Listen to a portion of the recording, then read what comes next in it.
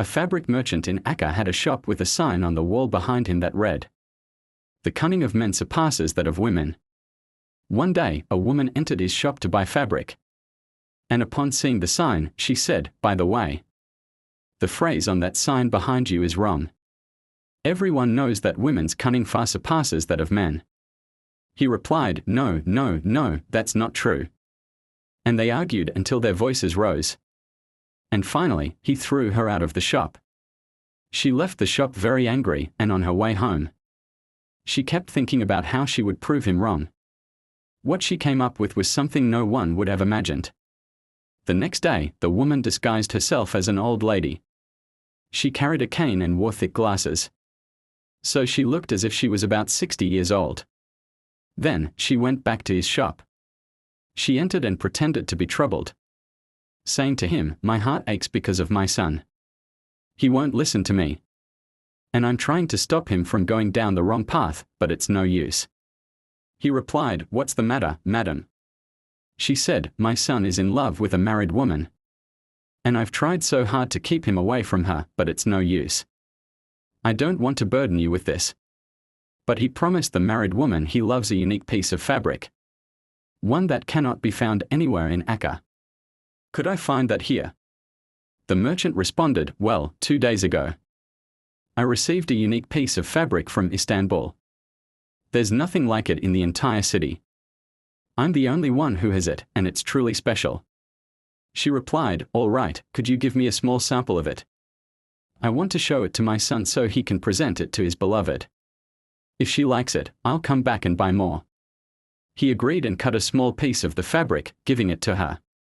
After she left the shop, she asked around to find out where he lived. Once she had his address, she went to his home and knocked on the door. His wife answered, and she said, "My dear, I'm not from here, and I'm traveling back to my town. The prayer time is upon me, and I don't want to miss it. Would you let me come inside to pray?" The merchant's wife welcomed her warmly, saying, "Of course, come in. My home is your home."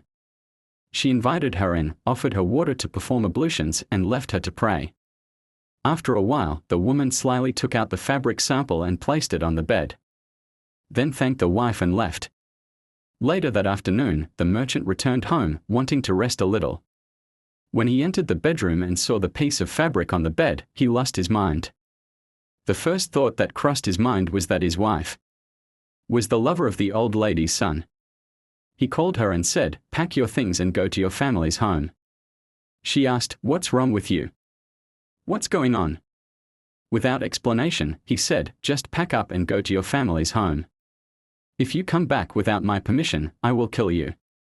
She left the house in tears, not knowing what mistake she had made, and went to her family's home.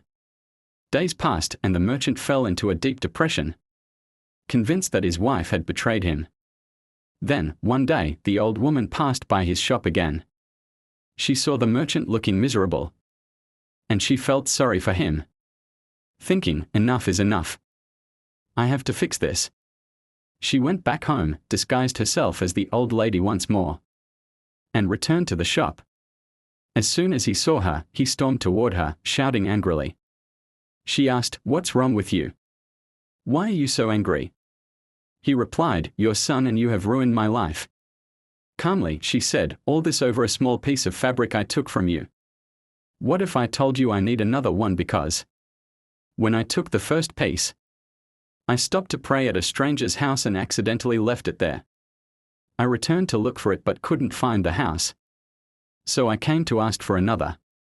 The merchant sighed with relief and, overjoyed, told her, "For that story, take the whole roll. I won't charge you." The next day, a young boy walked into the shop and handed the merchant a note that read, "I don't have a son, nor does he have a lover. I just wanted to teach you that women's cunning surpasses men's."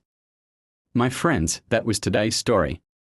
If you enjoyed it and want me to continue this series regularly, let me know in the comments. And if you have an interesting story to share with our followers, feel free to message me on Instagram. Until next time, see you in a new video.